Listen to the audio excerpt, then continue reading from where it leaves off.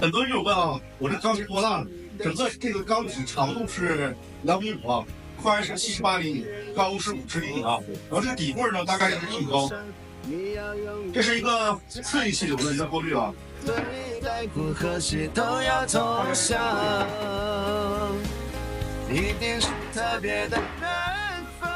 这个里面过滤大概就是一个这么个效果啊。来看一下这个过滤系统啊，这个前面的过滤系统，它是一个双层的干湿分离，加3个变塞槽啊。